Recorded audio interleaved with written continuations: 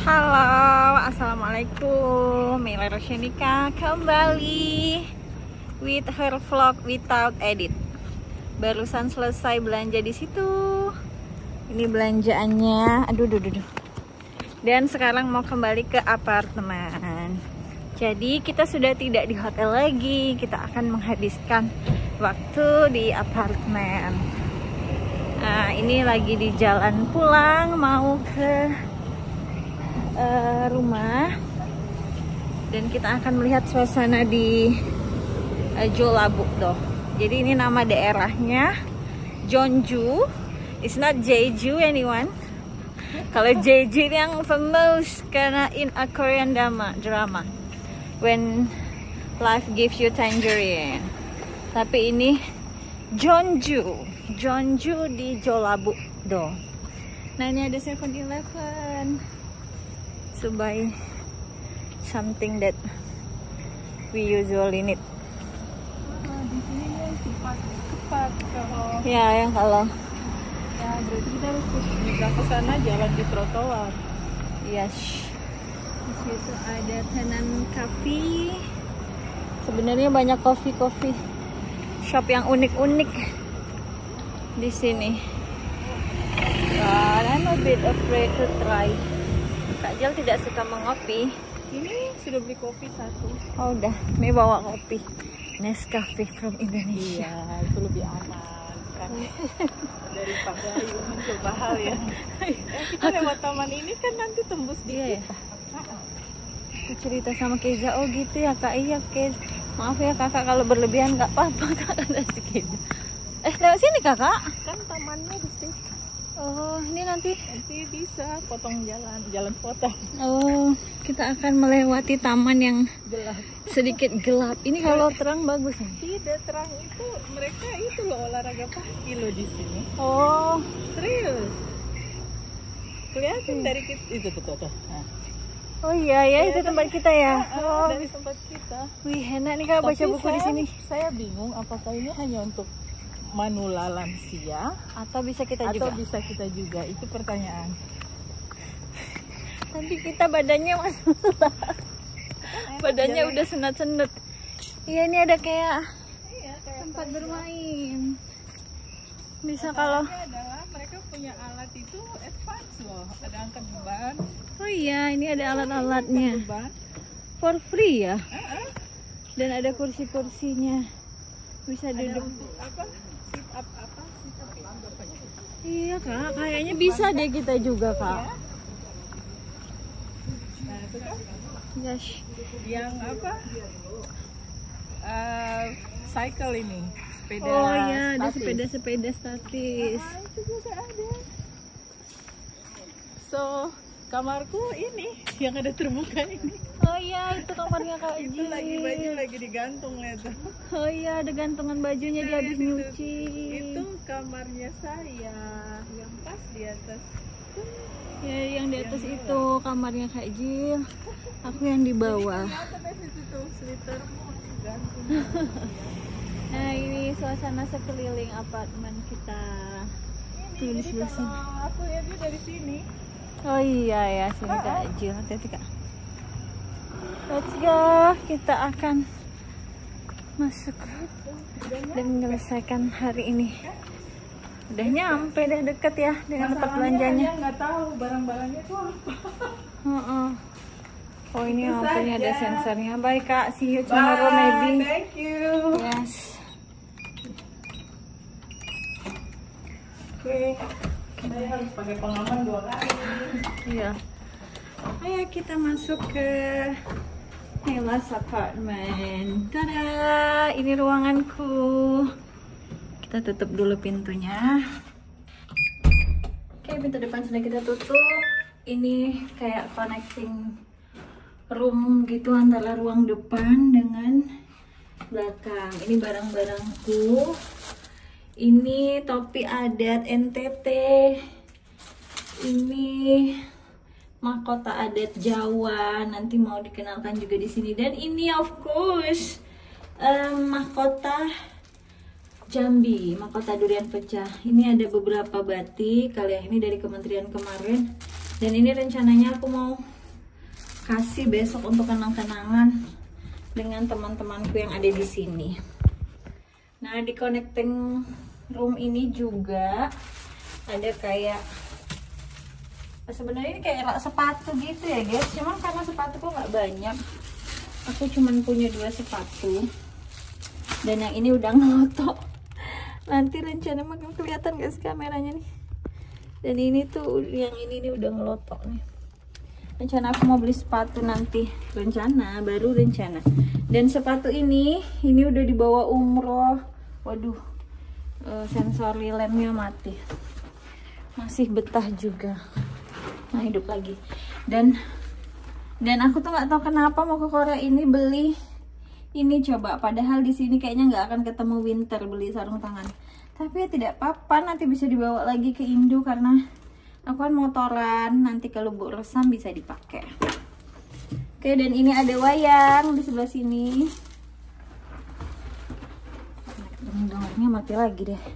Ini ada wayang guys di sebelah sini untuk aku kenalkan nanti di sini. Ini ada beberapa pola batik. Tuh kayak gitulah untuk mengenalkan motif batik di sini. Ini ada kopi nanti untuk temanku di sini dan ini ada kenang-kenangan. Terus ini juga ada jaket pribadiku dan ini jaket kompakan bersama teman-teman tim IKTE dari Indonesia. Ini ada beberapa mahkota adat yang akan juga dikenalkan di sini dan ini topi kebanggaanku, topi Pink Ranger. Nah, ini ada wayang teman-teman. Ini wayang kulit. Tada. Wayangnya pakai kalung. Oh, sorry, dia nempel. Terus tempel. Wait, I'm gonna hand it to you. Tada, ini wayang. Ada satu lagi yang berwarna pink. I bring it from Indonesia to introduce puppet in South Korea. Oke, ini connecting room. Nah, kita akan masuk sekalian home tour lah ya, kapan lagi. Kemudian kita akan disambut. Ini adalah ruangan yang kamar. Kita nyalain lampu dulu kali. Bisa kali nyalain lampu dulu. Dan AC-nya dulu.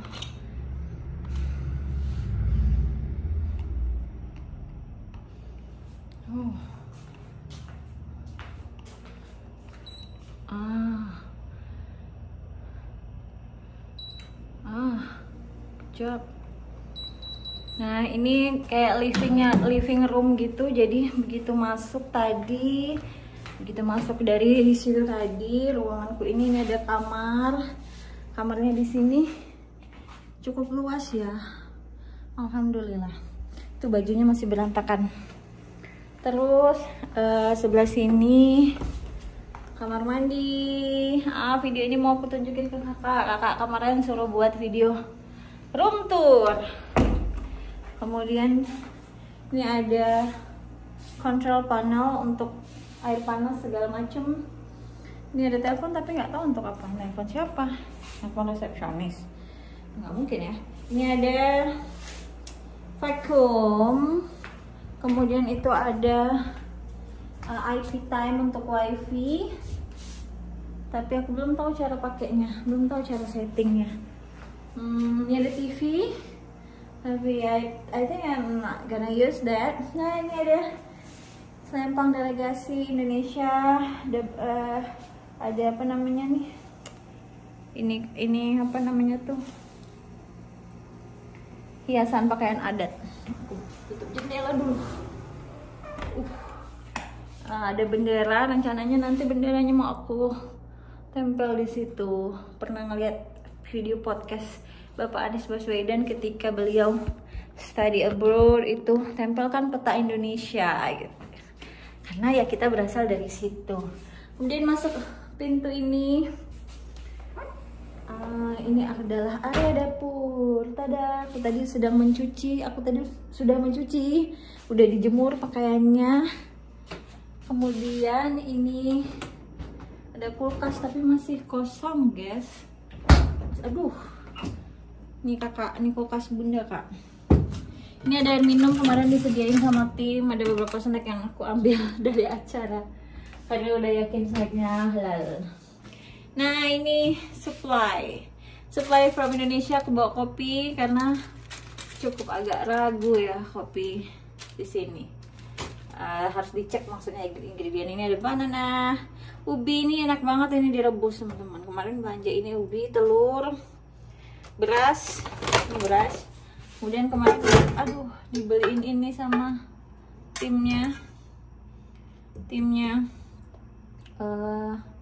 tempat masak. Kalau ini aku beli sendiri nih kemarin karena kalau pakai ini kan bisa masak nasi lah gitu. Ini ada taulanan tapi ini kayaknya bekas yang dulu pernah sewa di sini deh. So I'm not gonna use it. Lumayan aku tuh agak berlebihan overthinkingnya. Jadi takut bekas apa gitu. Maaf ya kalau yang menilai berlebihan banget ngecek halalnya gitu. Maaf ya. Karena ya keyakinan setiap orang beda-beda. Tadi habis nyuci di sini. Ya udah itu aja sih dapurnya kak. Dapurnya bunda. Sebenarnya buat video ini untuk kakak. Terus sekalian nanti bunda upload di YouTube. Biar jadi memori. Aku tuh sering bertanya ya teman-teman, bertanya sama suami, apa sih rasanya bisa ngekos di Bandung dengan kiriman uang bulanan setiap bulan tanpa harus mikir biaya kuliah. Pertama dia jawab ya biasa aja gitu. Cuma kadang-kadang aku nanyanya nyolot gitu. Karena aku tidak bisa merasakan itu guys. Aku dulu bahkan kata orang Mila mimpinya tercapai bisa ke luar negeri. Aku mimpi ke luar negeri itu nggak pernah berani sebermimpi ini gitu. Karena kenyataan hidup. Dulu waktu kuliah itu nggak pernah berani bermimpi selain di Unja. Jadi aku tuh pernah melihat waktu di dalam angkot ketika baru lulus mau lulus SMA pas kelas 3 SMA, aku melihat dalam angkot itu tulisan Unja itu sambil berkaca-kaca. Padahal itu ada tulisannya UI, UGM, kampus-kampus yang di luar lah ya. Tapi aku tuh nggak berani sebermimpi itu gitu, nggak berani bisa bermimpi kuliah di luar yang merasakan menjadi anak rantau itu tidak berani because of kondisi orang berbeda-beda ya. Aduh, jadi mau nangis deh kalau inget itu. Bahkan privilege untuk memilih saja tidak semua orang punya guys. Jadi kadang-kadang kalau teman-teman bilang ayo merantau agar kamu tahu rasanya pulang gitu, agar kamu tahu rasanya hidup di negeri orang, ya gue pengen juga sih sebenarnya bisa kuliah dengan merantau, dikirimin uang bulanan, tapi tidak semua orang punya privilege itu. Dan ayo harus berani mencoba kata orang ya, harus berani keluar dari zona nyaman guys. Kalau orang tidak punya pilihan, tidak punya orang privilege, dia tidak punya pilihan selain untuk sukses. Kalau dia salah pilih, gagal, sudah tuh udah tidak ada yang bisa membackup gitu. Jadi bahkan untuk memilih kampus dan jurusan aku harus hati-hati gimana caranya biar bisa keterima di Unja. Karena kalau tidak keterima di Unja, aku nggak tahu bakal bisa kuliah atau tidak. Zaman itu Unja itu udah paling murah, tahun 2006 itu biaya semesterku 430.000 rupiah. Aku udah jadi mahasiswa undangan, jadi aku harus mengatur strategi gimana caranya aku keterima di Unja. Aku pilihlah prodi bahasa Indonesia. Aku bukan mengecilkan prodi bahasa Indonesia ya, I'm proud of that, karena bahasa Indonesia lah aku bisa banyak prestasinya kayak gini beberapa prestasiku dari kemampuan itu. Tapi waktu itu aku memilih itu karena prodi itu yang peminatnya jarang gitu dibandingkan dengan bahasa Inggris. Lebih sepi lah peminatnya dibandingkan dengan bahasa Inggris, dan aku akan bisa mengejar prestasi gitu di bahasa Indonesia. Maksudnya aku akan push myself to the maximum effort. Jadi kalau di prodi bahasa Indonesia aku akan bisa look stunning gitu, nggak sih maksudnya look stunning tuh biar aku tuh bisa dinotis gitu sama dosen, dinotis sama mahasiswa yang lain, bisa apa ya, jadi kalau di kelas tuh aku akan bisa unggul dalam diskusi segala macem untuk mempermudah jalan karirku ke depannya gitu. Dan memang terbukti itu terjadi. Di bahasa Indonesia aku tuh kalau di periode bahasa Indonesia aku tuh kalau sebelum presentasi aku akan pelajarin materi, aku akan bertanya, aku akan berpikir kritis sampai akhirnya jalan banyak sekali terbuka. Dosenku bilang, "Mila, kamu harus berkontribusi di kampus, harus ikut organisasi. Dari organisasi itulah banyak jalan-jalan menuju pembiayaan dan prestasi-prestasi lainnya," gitu. Jadi bahkan untuk memilih prodi dan kampus pun aku harus berhati-hati agar bisa terpilih, agar tidak gagal gitu dalam hidupku gitu. Nah, tapi aku tetap, karena aku suka juga bahasa Inggris, aku tetap belajar bahasa Inggris. Dan ini sekaligus membuktikan teman-teman bahwa sekolah formal itu ya hanya sekolah formal. Kemampuan kita tidak diukur dari sana gitu. Kemampuan kita bisa kok kita belajar sesuatu tanpa sekolah formal. Buktinya aku bisa bahasa Inggris tanpa dari prodi bahasa Inggris. Tapi bukti bahwa kita pernah sekolah itu juga penting, selembar ijazah itu juga penting. Aku tidak mungkin akan menjadi seperti ini, mendapatkan pekerjaan yang seperti sekarang kalau tanpa bukti formal edukasi. Jadi mau pendidikan itu formal atau non formal, dua-duanya penting.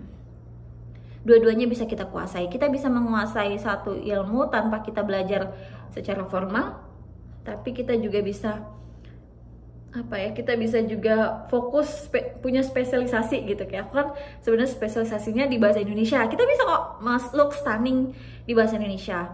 Aku bisa menulis, beberapa prestasiku juga ada di bidang public speaking dan lain-lain, tapi aku juga tetap bisa menguasai disiplin ilmu lain.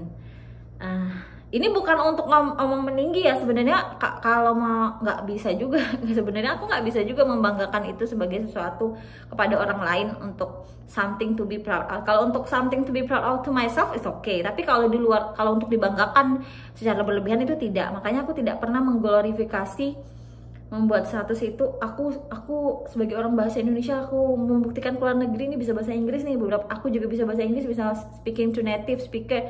Aku tidak pernah menulis itu karena aku tidak mau mengglorifikasi itu. Sebenarnya itu adalah hal biasa aja. Aku hanya ingin menunjukkan bahwa teman-teman kita bisa kok menguasai satu ilmu yang kita tanpa sekolah formal untuk itu gitu.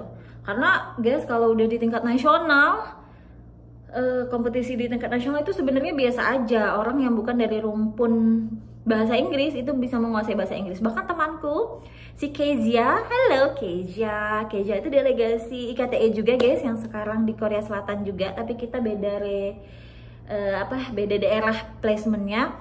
Si Kezia itu matematika, coba bayangin betapa gimana ya ilmu eksak dan non eksak itu nyampur dalam otaknya. Kalau aku sebenarnya biasa aja ya bahasa Indonesia nyampur ke bahasa Inggris, masih karena ranahnya masih bahasa.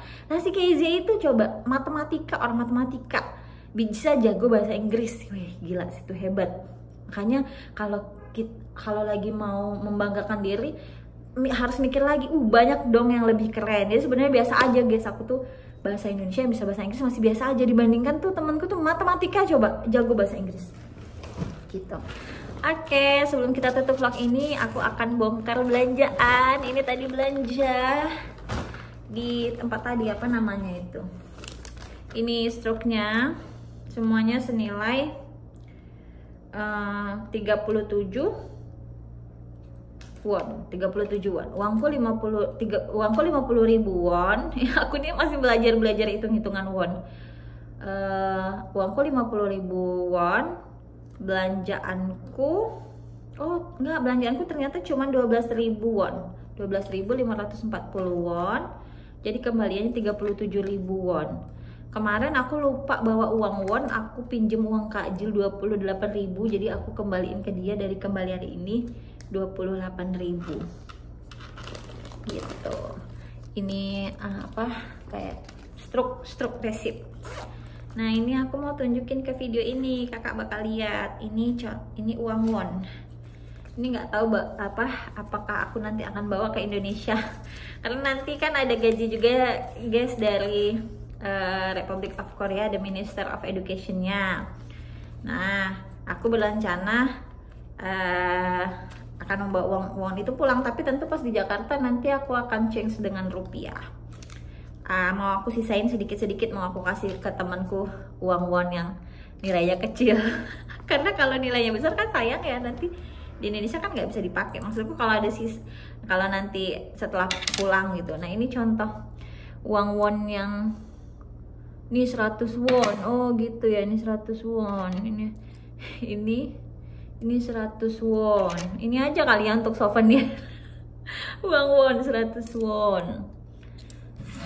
Gitu. Ya, ini uang. Ini oh ada 50 won, guys. 50 won. Oh, ini sih 500 rupiah. Bawa dari Indonesia. Yang ini rupiah, yang ini won. Biarkan mereka bersatu di dalam dompetku. Oke, tuh uang won. Oh, ini masih ada uang rupiah. Itu tadi kembaliannya. Nah, aku beli ini belanjaan hari ini, ada telur. Telur ini tadi harganya di sini nggak tahu lah, 3.800 won apa ya? Berapa rupiah itu? Aku tuh kalau hitung-hitungan agak lemah, guys. Jadi kalau lagi hitung-hitung tuh agak-agak gitu. Jadi teman-teman yang bilang aku tuh pinter, sebenarnya kalian tuh salah besar. Aku tuh nggak pinter. Matematika itu aku tuh kalau 16 tambah 9 aja masih mikir lama. Kalau teman-teman deketku pasti tahu tuh. Kalau teman-teman deketku udah tahu, udah sering tahu. Kalau aku tuh agak-agak gitu, agak-agak lama. Cuma ini modal percaya diri aja, beberapa prestasi ini bisa dicapai gitu. Dan aku tuh tidak takut mencoba. Karena bahasa Inggris aku tuh sebenarnya sering salah. Teman-temanku dari jurusan bahasa Inggris sering koreksi. Tapi I'm very open to be corrected. Jadi aku tuh sangat terbuka dengan koreksi. Jadi kalau ada teman-teman yang koreksi, oh gini, oh oke. Karena aku merasa ya wajar kalau aku salah ya ketika grammar, ketika mengucapkan atau menuliskan sesuatu, karena aku bukan dari English major gitu. Dan hal-hal lain juga, kalaupun di forum nih, kadang tanganku itu lebih tunjuk tangan duluan daripada pikiranku. I mean that the questionnya belum ada di sini, tapi tanganku tuh udah tunjuk tangan duluan. Nah itulah penyakit over percaya diri. Sebenarnya kalau urusan pinter tuh nggak pinter-pinter amat. Ya gitu tadi, kayak 26 tambah 12 aku pasti bakal mikir. Kadang-kadang bisa pakai kalkulator. Matematika aku sangat lemah. Pas SD aku pernah nangis-nangis karena matematika aku dapet 0. Aku juga beli ini tadi, udah 22 menit ini video ini nanti Bunda upload tanpa edit biar kakak nonton anak-anakku. Kakak Rakia, Derania, hello, bundamu di sini, makasih ya kak udah mengizinkan bunda di sini. Untuk suamiku juga, my lovely Ahmad Jumadi, love you so much. Bogosipo. Ini aku tadi beli sayur $1.000. Dolar lagi. Jangan-jangan habis ini mau ke Amerika. Kok bisa salah ngomong dolar? Aminin ya. Sama keluarga, sama bebek, sama anak-anak, amin. Ini 1.240 won. 1000-an won. Nah, aku tadi menemukan harta karun. Baru aja aku tuh sore-sore sebelum maghrib tadi membatin. Aduh, pengen sekali makan micin karena you know lah ya rasanya di sini kayak mana gitu. Ya rasanya enak, tapi kan lidah Indonesia ya, jadi kangen micin. Jadi aku menemukan mie gemas. Lumayan ya untuk mencukupi asupan micin di dalam sini. Dan ini guys ada logo halal MUI, berarti ini diimpor ya dari Indonesia. Soalnya halalnya halal MUI, halal Indonesia. Aku senang sekali menemukan ini. Ini nanti bisa aku makan langsung atau aku bisa aduk-aduk sama telur rebus. Lumayan bisa untuk rasa-rasa micin kan? Atau diaduk-aduk sama sayur. Kan ini rasa micinnya kentara nih, mie gemes. Wah, aku tuh tadi di tempat showcase-nya snack tuh pada ragu semua kan ngambil yang lain. You know lah ya, aku agak strict soal halal emang. Dan pas menemuin ini logo halal Indonesia nih, wih, mie gemas banget. Aku sangat happy menemukan ini. Isinya ada 6. Ini tadi 2.000 won. Ya, 2.000 won kalau tidak salah. Terus aku juga beli ini untuk lunchboxku. Udah ada 2 juga, ini isi 2 juga. Aku akan membawa lunchku sendiri gitu.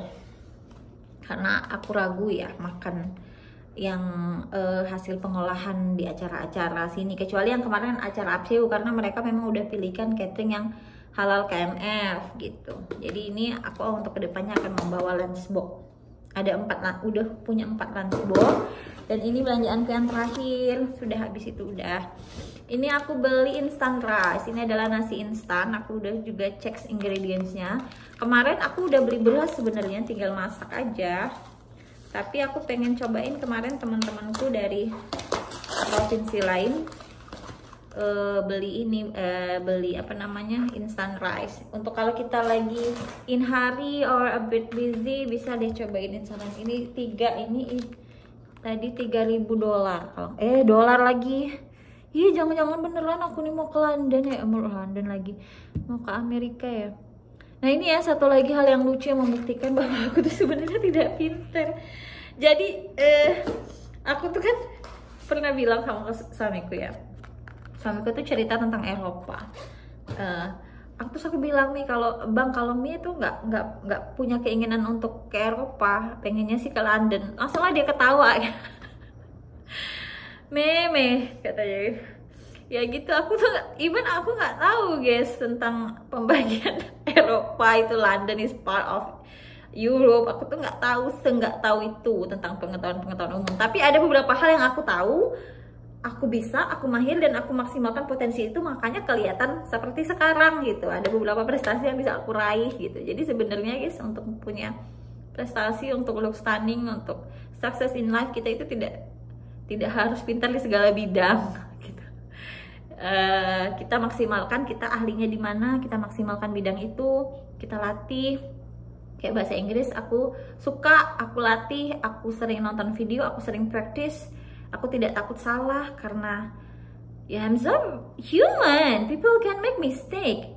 Tapi kan dari mistake itu we can learn from them and took a deep look of ourselves. Apa sih yang salah gitu? Apa sih yang harus aku perbaiki gitu? Refleksi.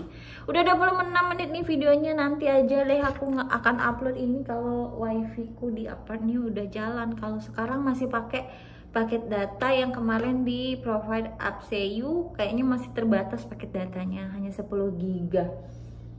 Oke guys, bye. Mila Roshanika from South Korea, Jeonju, Jolabo. Assalamualaikum warahmatullahi wabarakatuh.